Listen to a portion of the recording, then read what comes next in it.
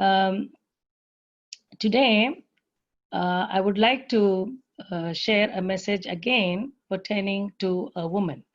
Since you all know I'm more involved in ladies' ministry, it is my great joy to expound on the ladies mentioned in the Bible. If their names are there, it means they were very, very significant and important people. Now, the title of my message today is From Cleansing to Commission, or in other words, from deliverance to delegation. And the scripture passage I selected for this message is the book of Luke, chapter 8, verse 1 to 3, which I'm going to read now. After this, Jesus traveled about from one town and village to another, proclaiming the good news of the kingdom of God. The 12 were with him, and also some women who had been cured of evil spirits and diseases. Mary, called Magdalene, from whom 7 demons had come out. Joanna, the wife of Chuza, the manager of Herod's household. Susanna, and many others.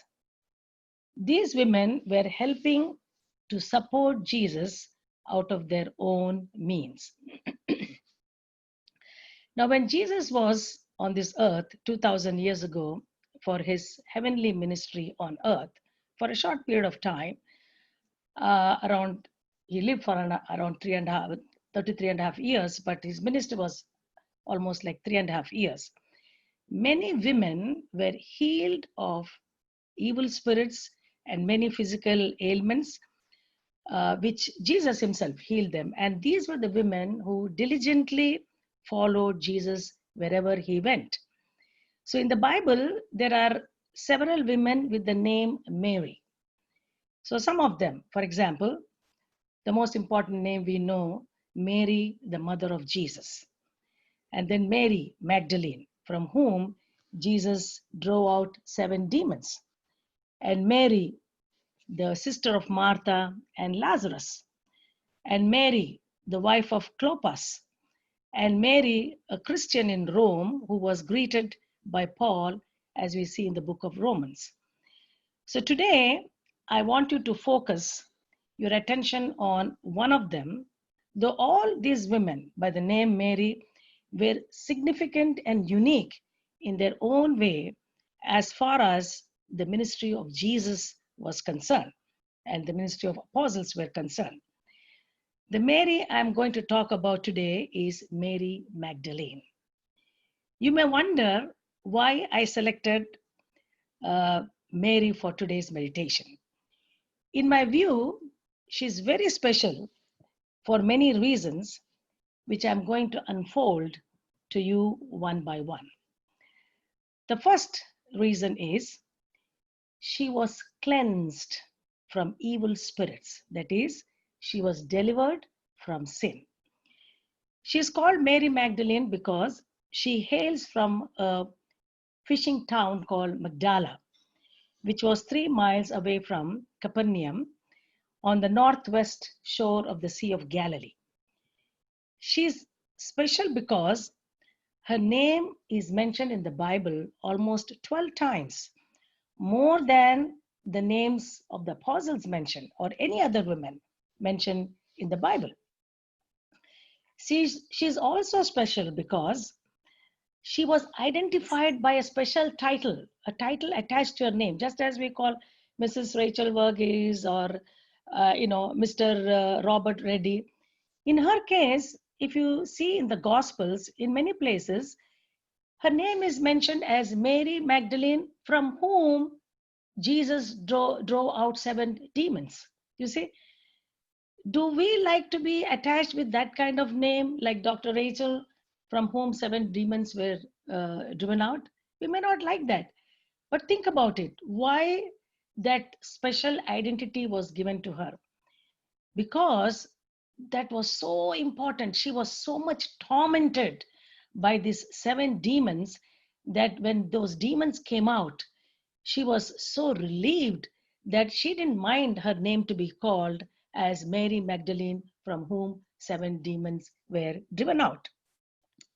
So, uh, Mary was actually, Jesus must have met Mary while he was crisscrossing Galilee, because he must have gone while he was crisscrossing the Galilee. He must have crossed that Magdala many times, and that is where she must have met Jesus, and that's how she got Jesus healed her, and those 7 demons were driven out of her. So you may be thinking, what is this relevance between or comparison between sin and demons? Now, the relevance is all sins originate from Satan, the father of all evils of this world and evils within us. We must remember that demonic spirits are invisible beings with wicked intelligence that seek bodies in which they can express all their evil characters. They walk, they hear, they speak, they can think, they can know and dwell in the body to accomplish their evil purposes. For example, if you read in the book of Matthew, chapter 12, verse 43 to 45, when an impure spirit comes out of a person, it goes through arid places seeking rest and does not find it, then it seeking rest and does not find it, then it says, I will return to the house I left. When it arrives, it finds the house unoccupied, swept, clean, and put in order. Then it goes and takes with it 7 other spirits, more wicked than itself. Then they go in and live there. And the final condition of that person is worse than the first. Here it is very clear that the demons enter our hearts only to pollute and defile us and take us away from God and godly life. When we read that Jesus drove 7 demons out of her, it means he cleansed her whole being from different kinds of sins through which these demons were operating and controlling her behavior. When you are possessed with evil spirits, your behavior will not be normal. You will be restless, aggressive, violent, and destructive. We read that behavior in many others mentioned in the Bible who had evil spirits whom Jesus healed. In one instance, where the man was possessed with a legion of demons, that is, an army of demons. And what did Jesus say? Come out of this man, you impure spirit. You see? So, all this demonic, when you say demonic possession, it is all impure spirit. And so it manifests different kinds of sins because of its wicked intelligence, and it is because of its impure spirit. And so those demons came out at his command and went into the pigs, which in turn drowned themselves. And we all know that story. Here we see that the devil attacks us in a very subtle way. In short, being possessed by devil or by evil spirits, as we read in the Bible, in different scriptures, means that we are unclean and defiled. But Jesus, who can see through and through, knew that Mary needed that cleansing from these evil spirits. So he drove out those demons and made her clean. So Mary was cleansed, or in other words, she was delivered from her sins. And that is why she was special. She was special because she was delivered from her sins or cleansed from her sins. The second special thing about Mary Magdalene was she was, after cleansing, after deliverance, she was compelled to follow Jesus. Or in other words, she became a disciple of Jesus. She was delivered and then she became a disciple. Now, Mary traveled all over Galilee and down into Judea, with Jesus and his 12 disciples. Once she was delivered, she started following Jesus. For example, when I was in Saudi Arabia, I was practicing in a town called Hail, which was almost 1,000 miles from Riyadh. Riyadh is the capital of Saudi Arabia. But because of my reputation, I used to get a lot of patients all the way from Riyadh. They would take a flight, almost 1.5 hours flight, and they would come to Hail just to get the treatment from me. That is because they had that confidence in me that they would become better if I treat them. Not that they did not have good doctors in Riyadh. In fact, one of the top gynecologists, his name is Abdulaziz Mishari, and everybody knows he's actually hails from Hail, but he was practicing, because he was a top gynecologist. So he was practicing in the King Faisal University. So when patients used to go to him as a follow-up from me, he would always ask them, why do you go all the way to Hail when I am here? But eventually when he started seeing how I was treating and all that, if any patient went to him from Hail, he would always tell them, no, no, no, no, don't come to Riyadh. You go to Dr. Rachel Verghese. She will treat you. And if she feels there is a need for you to come to me, she will give me the referral and then you can come to me. You see? So that's what Mary was doing. She was so fascinated, and she was so happy that Jesus relieved her of those demonic possessions, that she followed Jesus wherever he went along with his disciples. So that's an example I wanted to give. So Mary Magdalene was so indebted to Jesus that she just followed him wherever he went. And because another reason is, maybe she thought, if I'm all the time with Jesus, even if these demons come back to attack me, he's there to heal me and to rebuke the devils not to enter her body. So you see, that's what happens, when you like a doctor, you like to stay, where the doctor is. For example, my son always says, Mama, come to Mayo, you have the best doctors there. So eventually we think, maybe once he settles down, we will go there, so that, especially in our old age, we need good doctors, to take care of our ailments. So that is what, I was also thinking in my mind. So as we read in Luke chapter 8, verse 3, that these women supported Jesus' ministry with their own means. That's another important thing we have to notice. That means they might have had their own business. They were not idle women with no jobs or no income. They were very busy women with their own responsibilities, yet they made time to go with Jesus. Was commuting easy those days? Not at all. Because I lived in Middle East countries, I know how especially in summers, how dusty the roads can be. But that did not deter them from following Jesus. All those inconveniences, they did not, bother about it. She was compelled to follow Jesus. Why was she compelled? Because Jesus cleansed her from her evil spirits, and that was for her very real, as she became a new person. As we read in 2 Corinthians chapter 5, verse 17, therefore, if anyone is in Christ, he is a new creation. The old has passed away. Behold, the new has come. Most of you listening to me today know that you have been cleansed by the blood of the Lamb, and you believe that Jesus lives in you. If Jesus is in us, then we should be compelled to do what Mary did.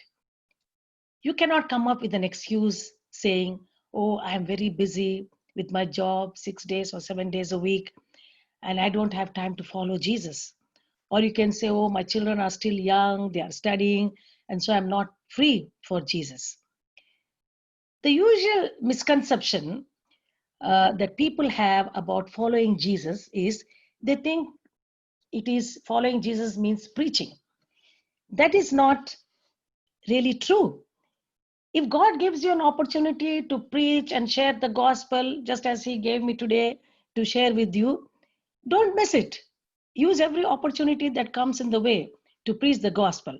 But we can do many things as a follower of Christ, just as Mary did. I'm sure in all their trips with Jesus and his disciples, most of the times they might have been only cooking, cleaning, and washing their clothes, the clothes of Jesus and the disciples. Is that ministry? Surely it is. Ask yourself what potential you have. What is your call? In what area that God can use you? There are hundreds of ways that you can be compelled to follow Jesus. For example, I took voluntary retirement in the year 2013 for that compelling desire to follow Jesus. So I decided that I should do something for his kingdom. And if you see in the Bible, you read in the book of Luke about the cost of discipleship, where we read that in the end, Jesus says, sell all that you have and give it to the poor. That is one of the way you become a disciple. So I decided that I would go to the third world countries like Africa, India, and different third world countries, and I will serve the poor and needy. As a physician, that was something that was my potential. That was something I can do. So I used to go to the remotest villages in Africa and India, and I would, do free consultation, free treatment to all these people who are in need of medication, who do not have money to spend for medicines. So my goal was to treat at least 1,000 patients every year I go to these places. So you see, that is, I was compelled to follow Jesus through my acts of compassion. Okay. Now, the third thing that was very special about Mary Magdalene was she was committed to serve Jesus, or in other words, she was devoted. So she was delivered, she became a disciple, and then she was devoted to serve Jesus.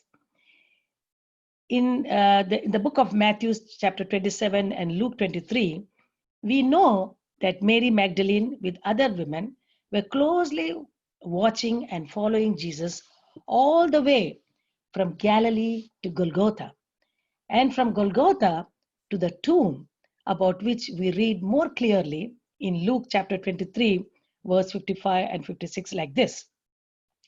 The women had come with Jesus from Galilee, followed Joseph, and saw the tomb and how his body was laid in it. They also saw Joseph rolling a big stone in front of the entrance to the tomb. Then they went home and prepared spices and perfumes.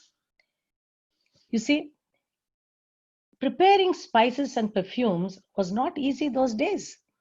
Today, for us, we have this electrical grinder or mixie, and it is so easy for us to, powder or, make a paste of all these spices. But those days, it was not easy.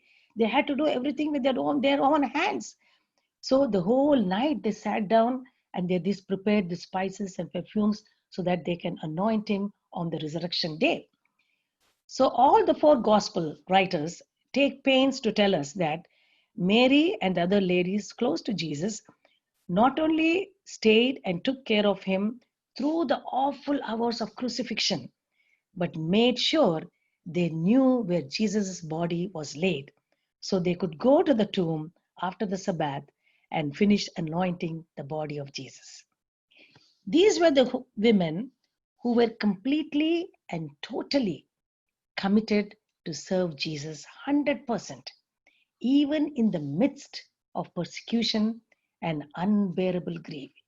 Imagine they followed Jesus all the time, 3.5 years, and then they had to see him being crucified. How grievous and how sorrowful that was for them. But even then, they persisted to follow him from Galilee to Golgotha, and Golgotha also to the tomb to see where he was being laid, so that they can go back and anoint his dead body. On the first day of the week, we read that these women got up early in the morning and walked through those dusty roads leading to the tomb. Imagine fearful thoughts were going through their minds as they were heading towards the tomb. The thoughts were, who would roll that heavy, large stone at the entrance of the tomb? They knew the size of the stone. They even watched Joseph and Nicodemus rolling that stone to close that entrance of the cave. That needs the strength of a man, not the women cannot do that. So all these fearful thoughts were going through their mind. Also, they knew that that stone was sealed by the Roman government. How can they break that seal? And if they break the seal, what can be the consequences? Is anybody watching them when they are going to break that seal? And how dangerous it is if somebody catches them doing doing that dangerous act. So, but in spite of all those doubts and fears they had, they were determined to go and ready to face the consequences. That is called commitment or devotion. So if you're devoted to do something, you will go out of the way and you will cross every hurdle to do because you're devoted to serve. So doing the right thing, irrespective of the dire consequences, like literally suffering for Christ's sake, if you have to, is the real devotion. A time may come in our lives when we'll be really persecuted for the sake of Christ. Are we ready to face those sufferings and this persecution? It's a question that we have to ask ourselves. Committing your life sometimes to God or Jesus is not a bed of roses. It may be a very difficult path. It may be a very bumpy road with twists and turns. But if you're truly devoted, then you will go through it again, trusting not in your strength, but in the strength of God. As we read in the book of Philippians, I can do all things through Christ who gives me strength. Now, let me here illustrate my own example of going to one of the African countries, that is Ghana. 2013, when I decided to do these medical missions, I prayed about it. I said, Lord, I want to leave my comfort zone and I would like to go, to the third world countries and serve you. The first question God asked me is, okay, you're ready to leave the comfort zone? Okay, I will make a way for you to go to Ghana.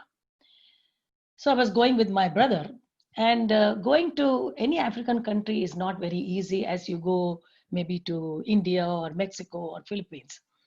You have to take a lot of vaccinations, a jillion vaccinations, like vaccination for yellow fever, for flu, pneumonia, pneumococcus meningitis, malaria, typhoid. I mean, so many vaccinations. So I was almost going to be given 10 vaccinations, 5 on this hand, 5 on the other hand.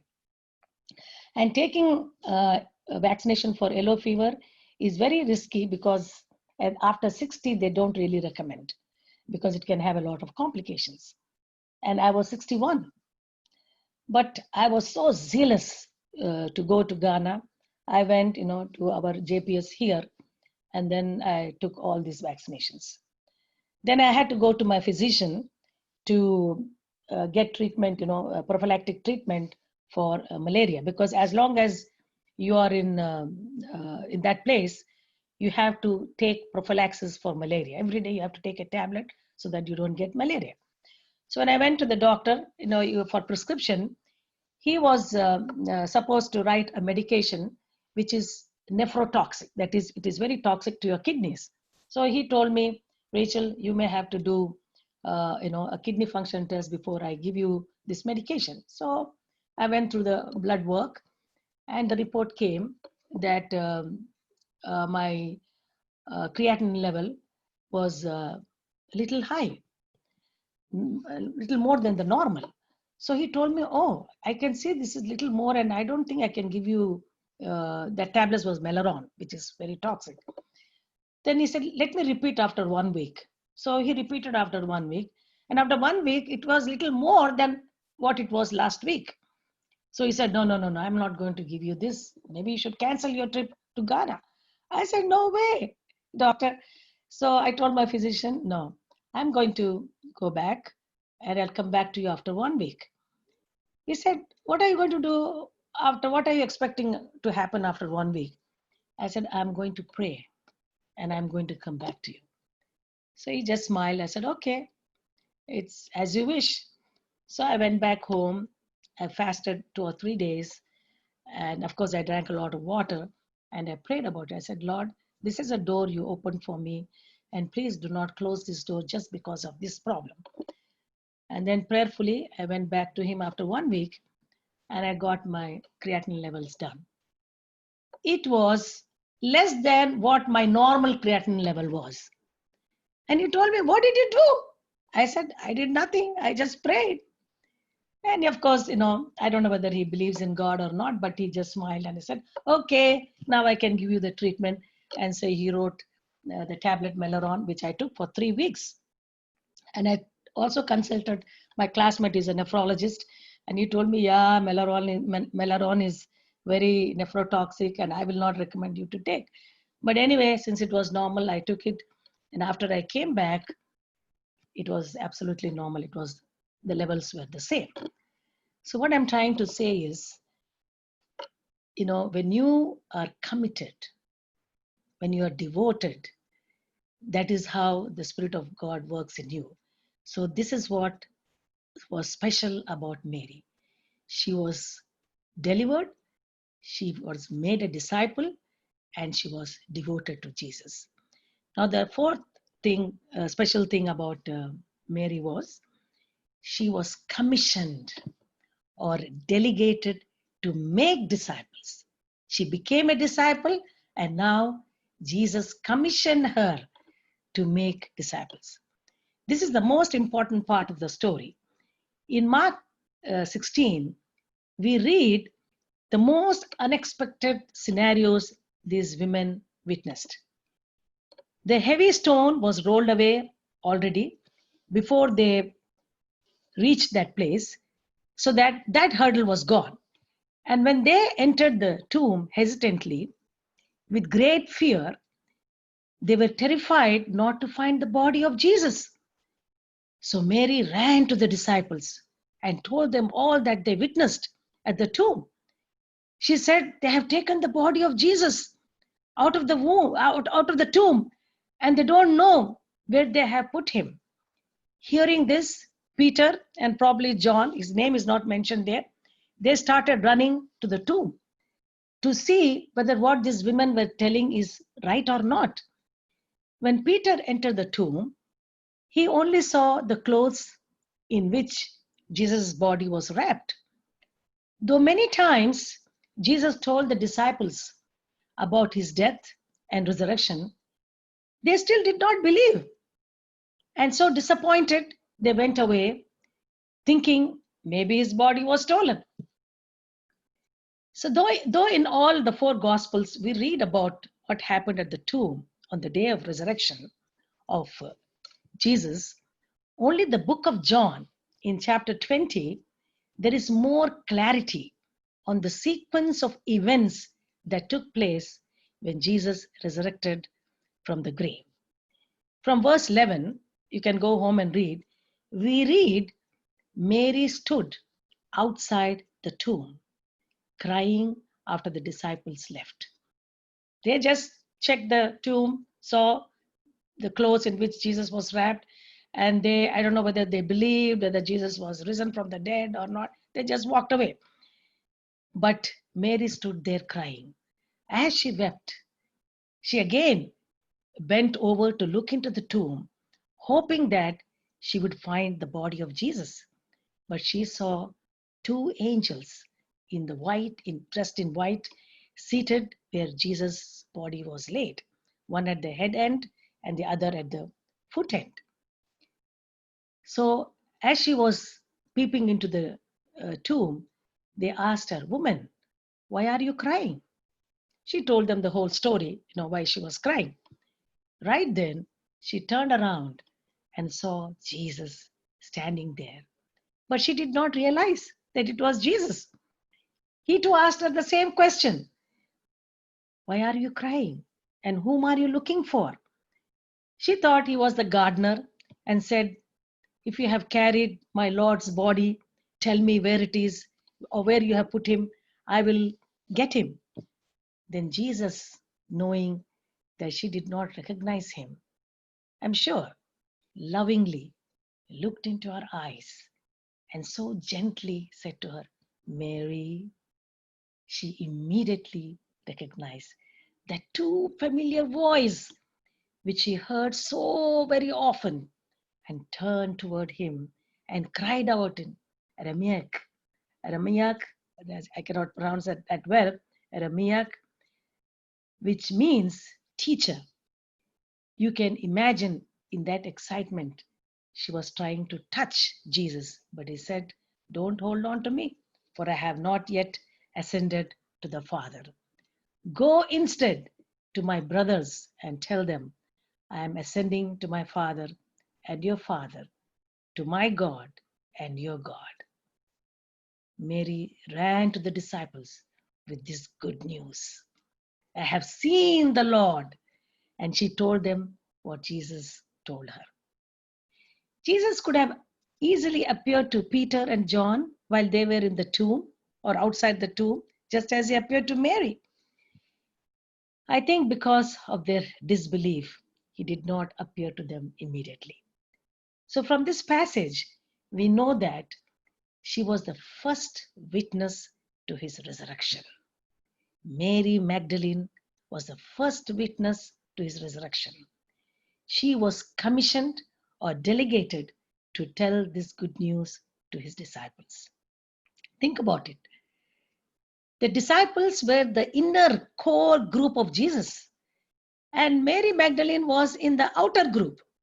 But Jesus decided to appear to Mary Magdalene first before he appeared to his disciples because of her devotion and her faith in him more than the disciples. As St. Augustine, one of the Latin fathers of the church, the great Christian thinker and a theologian who lived between 354 to 430 AD, put such profound statement in his writings that he said, what he said about Mary Magdalene, she was an apostle to apostles. He said she was an apostle to apostles. She became the first ambassador for the resurrected Christ. I'm sure wherever she went, as long as she lived, she must have proclaimed the resurrection of Jesus Christ with all boldness and enthusiasm. As the angels told her, do not look for the living among the dead in the tomb. She knew Jesus conquered death. She believed with all her heart after this marvelous experience that indeed Jesus has risen from the dead. After finishing the assigned work that the Father gave him of dying on the cross for our sins and ascended to heaven to be seated on the right hand of God the Father to advocate for you and for me forever. Now, how serious are we about this commission or delegation to proclaim the gospel to the end of the world? When the disciples asked Jesus when the end will come, and what was his response? He said, the gospel of the kingdom will spread in the whole world as a testimony to all nations, and then the end will come. Before he ascended to his Father, what did he commission to the disciples? As we read in Matthew chapter 28, verse 19, therefore go and make disciples of all nations, baptizing them in the name of the Father, the Son, and the Holy Spirit, and teaching them to obey everything he has commanded them to do. Dear brothers and sisters, if any of you present here is under the bondage of sins because of the demonic influence in your life, like Mary Magdalene, Jesus is here to deliver you from that bondage. And those who have the assurance that they have been washed by the blood of the Lamb, my question to you is today, how much are you compelled to become his true disciples? How much are you committed or devoted to serve him? And do you have the urge to witness and proclaim the resurrected Jesus to the nations and bring people to the saving knowledge of Jesus Christ, like Mary Magdalene? Let us examine ourselves and let the Holy Spirit show us where we are in this journey. May God bless us with this word.